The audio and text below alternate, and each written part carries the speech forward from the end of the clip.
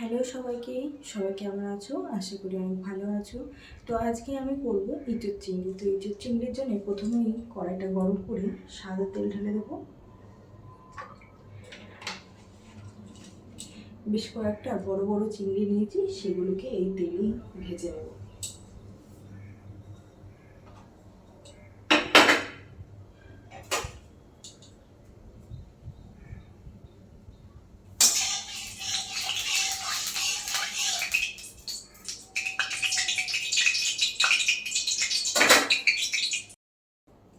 তো ইঁচড় চিংড়ি করার জন্য আমি এরকম বড় বড় চিংড়ি নিয়ে নিয়েছি।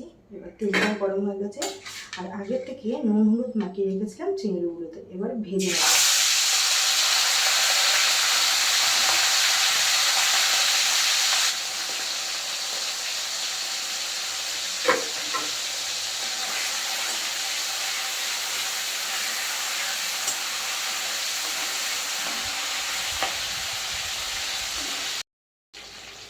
চিংড়ি মাছটা ভাজা হয়ে গেছে, এবার আমি একটা পাত্রে তুলে দেবো।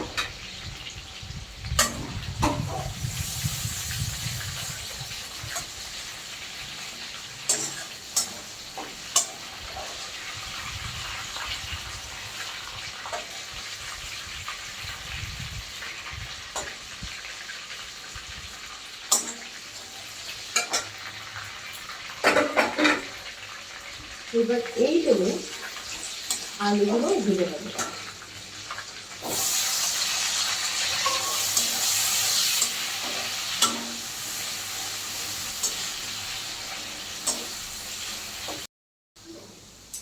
আলুগুলো লাল লাল করে ভাজা হয়ে গেছে, এবার আলুগুলো একটা পাত্রে তুলে নেব।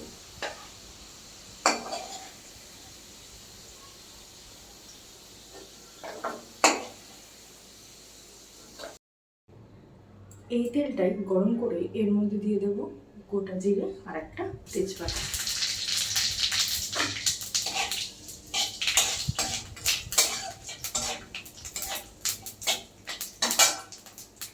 এরপর দিয়ে দেবো কেটে রাখা পেঁয়াজ।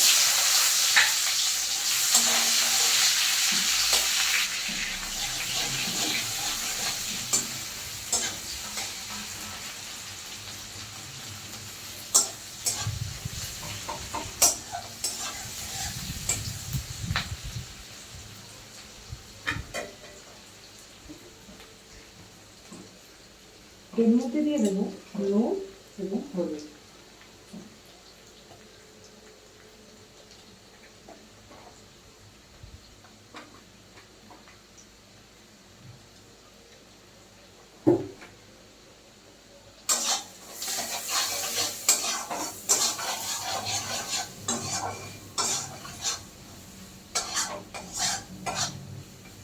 নুন হলুদ দিয়ে পেঁয়াজটাকে ভালো করে ভেজে নিতে হবে।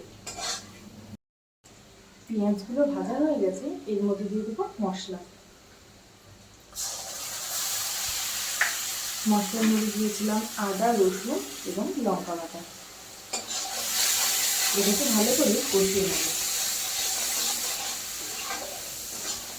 একটু জল দিয়েছি।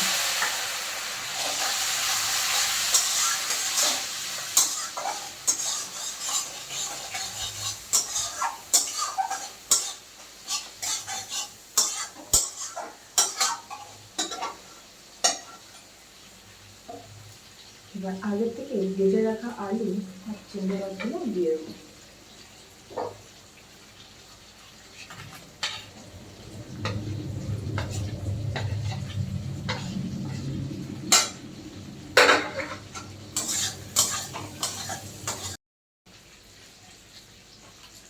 আগের থেকে সিদ্ধ করে রাখা ইঁচড়গুলোও দিয়ে দেবো।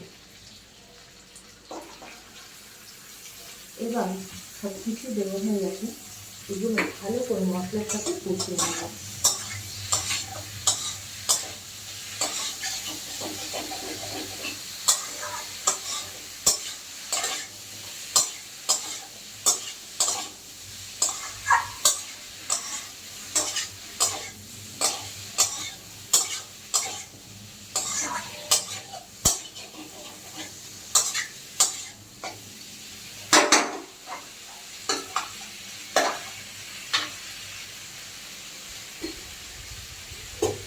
এটা ভালো করে 5-6 মিনিট কষাবো।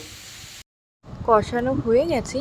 এর মধ্যে সামান্য একটু জিরের গুঁড়ো দিয়ে আর একটু ভেজে নেব, নাহলে জিরের গন্ধ বেরোতে পারে। এবার এর মধ্যে পরিমাণ মতন জল দিয়ে দেব। বেশি জল দেবার দরকার নেই, কারণ আগের থেকে আমাদের ইঁচড়টা সেদ্ধ করা ছিল। তাই সব কিছু দিয়ে কষিয়ে সামান্য একটু জল দিয়ে হালকা ফুটিয়ে নেব। কিছুক্ষণের জন্য এটা একটা ঢাকনা দিয়ে ঢেকে রাখবো।